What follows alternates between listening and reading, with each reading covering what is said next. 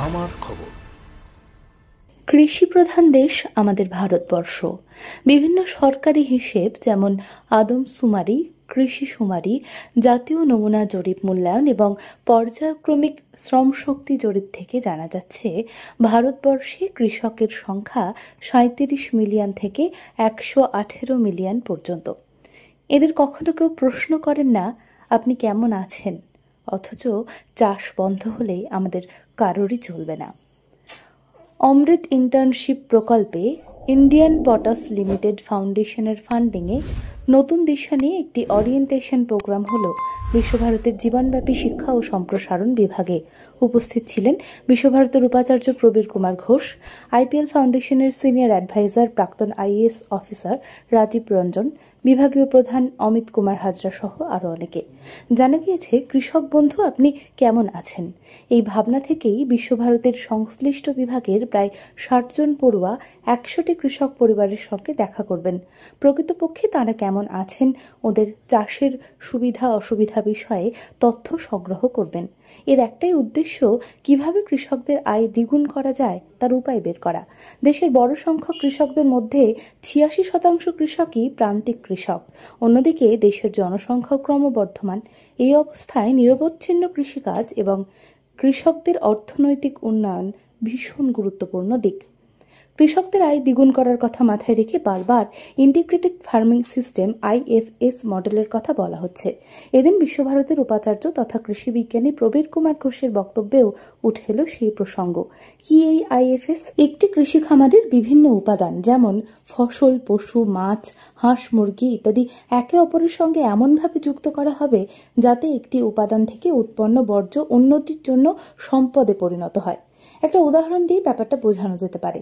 পশু থেকে পাওয়া গোবর সার হিসেবে জমিতে ব্যবহার করা যেতে পারে, যা ফসলের উৎপাদন বৃদ্ধিতে সাহায্য করবে। এছাড়াও মাছ চাষের জন্য পুকুরে হাঁস মুরগি পালন করা যেতে পারে। মাছ চাষের প্রাকৃতিক সার হিসেবে হাঁস মুরগির বিষ্ঠা ব্যবহার করা যাবে। উপাচার্য দিন বলেন, সবুজ বিপ্লবের মূল লক্ষ্য ছিল বীজ এবং সেচ। এবার শস্যের উৎপাদন বৃদ্ধিতে মনোনিবেশ করতে হবে। কৃষকদের আয় দ্বিগুণ করা হবে লক্ষ্য। অ্যানিম্যাল কম্পোনেন্ট আর অ্যাগ্রো ফরেস্ট্রি কিংবা ফরেস্ট্রি ছাড়া ইন্টিগ্রেটেড ফার্মিং সিস্টেম সম্ভব না। ডাবলিং ফার্মার্স যদি আমরা চাই ইনকাম দুগুণ করতে গেলে আমাদেরকে আইদার আমাদের অ্যানিম্যাল কম্পোনেন্ট রাখতে হবে। অ্যানিম্যাল কম্পোনেন্ট মানে ফিশ, ইনক্লুডিং ফিশ, কিংবা ফরেস্ট্রি কিংবা অ্যাগ্রো ফরেস্ট্রি। এর অনেক অ্যাডভান্টেজ আপনারা জানেন, ইনকাম থেকে আরম্ভ করে environment friendly, everything is there, recycling. তো ইন্টিগ্রেটেড ফার্মিং সিস্টেমের কনসেপ্ট আমরা এটা হয়তো বলা হবে ইয়েতে প্রচুর অ্যাডভান্টেজ। আমরা বাইরের থেকে কোনো কিছু জিনিস মানে আমরা রিসাইক্লিং করব, অনেক কিছু কনসেপ্ট আছে। অ্যাগ্রো ফরেস্ট্রির মাল্টিপল বেনিফিট, অ্যানিম্যালসের মাল্টিপল বেনিফিট। তো integrated farming system is a concept which can provide you the income double. This is one. তো আমাদের কি ক্রাইটেরিয়া কনসিডারেশন হওয়া উচিত ডাবলিং ফার্মার্স ইনকামের জন্য? একটা তো বললাম সিস্টেম অ্যাপ্রোচ। 2 নম্বর হচ্ছে আমাদের productivity, sustain productivity increase. Productivity এই বছর ইনক্রিজ হলো, সামনে বছর ডিক্রিজ হলো করলে হবে না, সাস্টেন হতে হবে, continuous increase.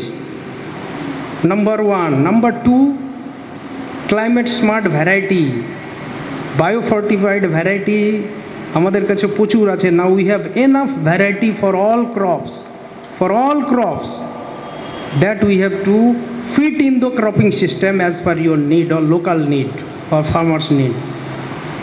Number 3, very important, আমাদের বলে যে ডাবলিং ফার্মার্স ইনকাম হচ্ছে না। আজকাল ডক্টর রঞ্জন এখনই বললেন যে কৃষাণের ছেলে খেতি করতে চায় না, কারণ ইনকাম বাড়ছে না। ইনকাম বাড়বে না, তা না বাড়ার কারণটা কি? আমাদের প্রোডাকশান কস্টটা এত বেশি যে আমাদের ইনকামটা থাকছে না। Production cost is very important. আমাদের যদি যে ফসলটা বিক্রি করে দেখা গেল আমাদের যে পয়সাটা পেলাম খরচাটা তার থেকে বেশি, সেটাই হচ্ছে। তো তার মানে আমাদের করতেটা কী হবে? সেটা করার জন্য আমাদেরকে এই যে ক্ষেতের জমিতে যে খড় আছে এ আছে রিসাইকেল করতে হবে। আমাদের যে গোবর অ্যানিমাল, আমি বললাম ইন্টিগ্রেটেড ফার্মিং সিস্টেমে গোবর খাদ, গোবর এইগুলো সব নিয়ে সার তৈরি করতে হবে। সার তৈরি করতে হবে, রেসিডিউগুলোকে রিসাইক্লিং করতে হবে, গোবর সার করতে হবে, মাশরুম কাল্টিভেশন করতে হবে খড়টা দিয়ে। তাহলে খড়ের আমার অনেকগুলো ইউজ হচ্ছে, হ্যাঁ, খড়ের ইউজ হচ্ছে, মাশরুম কাল্টিভেশন করতে পারবেন, রিসাইক্লিং করতে পারবেন, খাদ তৈরি করতে পারবেন, ফার্টিলাইজার তৈরি করতে পারবেন, সব কিছু। যে অ্যানিম্যালস আছে, অ্যানিম্যালসের শেড যেগুলো রাখেন তার নিচে বেড তৈরি করে দিতে পারেন, যেগুলো যে ইউরিন শকিং করে, that will B a good nutrient for plant. So সমস্ত কিছু এই যে জিনিসটা, যে ক্ষেতের জিনিস খেতে থাকলো,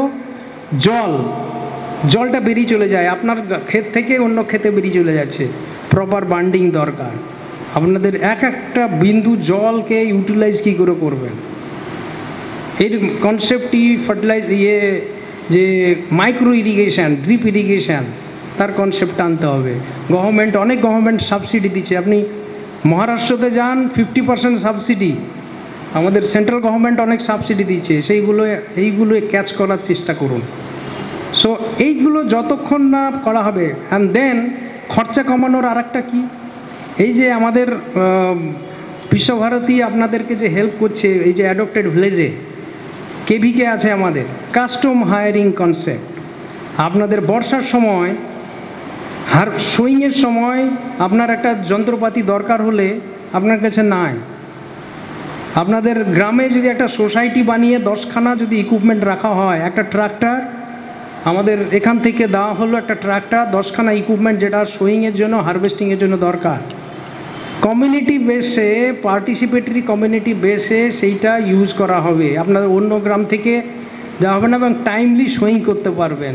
তো কাজ এইগুলোতে কী হবে, খরচা কম।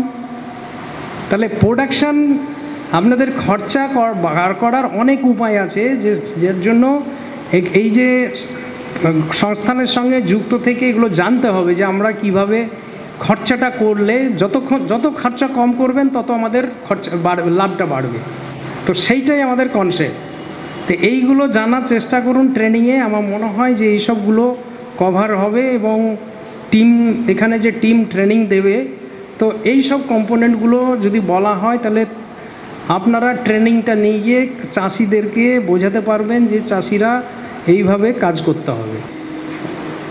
ये अमृत इंटर्नशिप प्रोग्राम के थ्रू हम लोग अभी 2 लाख फार्मर्स से जुड़े हुए हैं पूरे हिंदुस्तान में, और उसी की कड़ी में आज यहाँ पे हम लोग का सौभाग्य है, आईपीएल का सौभाग्य है, आईपीएल फाउंडेशन के थ्रू जो उसका सीएसआर विंग है, कि हम लोग आपके इस यूनिवर्सिटी के साथ काम करने का हम लोग को मौका मिल रहा है। और ख़ासकर जब ये university is led by a very eminent agriculture scientist of the eminence.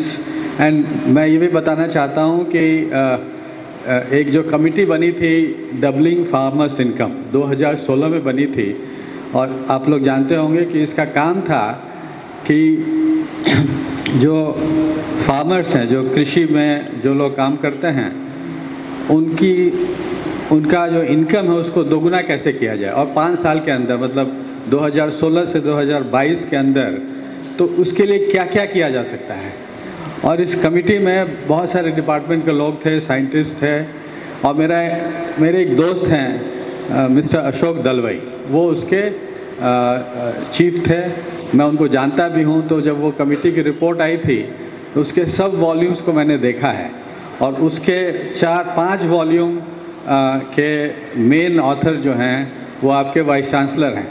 तो इसीलिए ये बहुत ही अच्छा संदर्भ है कि ये आज जो हम लोग करने जा रहे हैं उनके नेतृत्व में ये हो रहा है।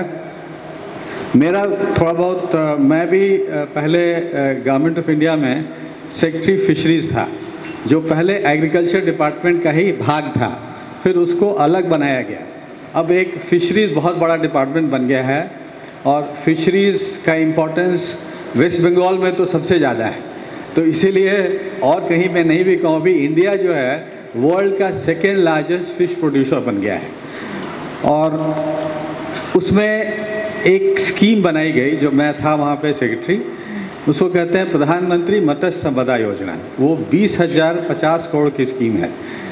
फिशरीज़ के लिए इतना बड़ा स्कीम कभी कोई इमेजिन नहीं कर सकता था, और वो स्कीम उसके चलते बहुत ही ज़्यादा उत्पादन हुआ है और बहुत अच्छा, और उसमें बहुत सारे ये जो 20,000 करोड़ का जो प्लान है उसमें बहुत सारी चीज़ें हैं।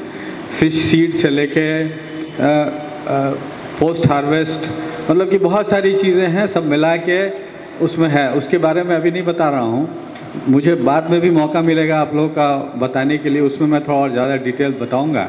मैं यही कहना चाह रहा हूँ कि एग्रीकल्चर का बहुत ज़्यादा इम्पोर्टेंस है, लेकिन एग्रीकल्चर में इनकम ज़्यादा नहीं होता है, तो इसलिए डबलिंग इनकम और इनकम बढ़ाना तो अच्छी बात है, लेकिन उसमें फिर कोई भी कृषक जो है अपने बेटे को किसान नहीं बनाना चाहता है। वो चाहता है कुछ भी कहीं और उसको भेज दें, छोटा क्लास 4 जॉब में भी लगा दें। इसी के लिए हम लोगों को समझना होगा कि ये क्या मॉडल है जो यहाँ बना है, जिससे कि 65 गाँवों में इतना अच्छा काम हो रहा है। और ये जो लिंकेजेस हैं, फॉरवर्ड लिंकेज, बैकवर्ड लिंकेजेस, और कृषि मतलब एग्रीकल्चर एंड अलाइड एक्टिविटी, ये जो रिपोर्ट भी थी डबलिंग फार्मर्स इनकम में, उसमें यही मेन उसका मुद्दा था कि प्रोडक्टिविटी कैसे बढ़ाई जाए, सस्टेनेबल फार्मिंग कैसे किया जाए, इनकम कैसे बढ़ाया जाए। तो उसमें यह भी कहा गया कि जो एग्रीकल्चर एंड अलाइड, जैसे पोल्ट्री है, फिशरीज़ है, पूरा जो ये सबको भी देखना होगा। और इंटीग्रेटेड फार्मिंग की बात हो रही थी, जो वेस्ट बंगाल में काफ़ी होता है। নমস্কার, আমি সঙ্গীতা কাঁথা থেকে বলছি। আমাদের স্টোর বোলপুর স্কুল বাগান নিয়ার ওয়াটার ট্যাঙ্ক। আপনারা এখানে এসে যোগাযোগ করুন। আমাদের স্টোর নাম্বার হচ্ছে 8918946301। আমাদের কালেকশনে প্রচুর কিছু আছে, তার মধ্যে শাড়ি, কুর্তি, ব্লাউজ, পাঞ্জাবি, দোপাট্টা, শল সবটাই আমাদের কালেকশনে থাকে। আমাদের কালেকশনে যেগুলো থাকে সেগুলোর মধ্যে হাতের কাজ যেমন থাকে, তেমন আমাদের নর্মাল প্রোডাক্টগুলোও আমরা রাখি। সব রেঞ্জটাই আমরা কভার করি। হাতের কাজের মধ্যে আমাদের যেগুলো থাকে সেগুলো হচ্ছে তসরের উপর কাঁথা, লাম্বানি, হ্যান্ডওয়ার্কের সব রকম কাজ থাকছে, বুলিয়ান, স্টিচ, পার্সি সবকিছুই থাকে। এছাড়াও আপনারা আমাদের প্রোডাক্ট ওয়েবসাইট থেকে এবং ফেসবুক এবং ইনস্টাগ্রাম থেকে পাবেন, এবং আপনারা আসুন, আপনাদের অবশ্যই পছন্দ হবে। সবকিছুর লিঙ্ক আমরা ভিডিওর শেষে দিয়ে দেবো। অবশ্যই আমাদের স্টোরটা ভিজিট করুন। দেখতে চোখ রাখুন আমাদের ফেসবুক ও ইউটিউব চ্যানেলে।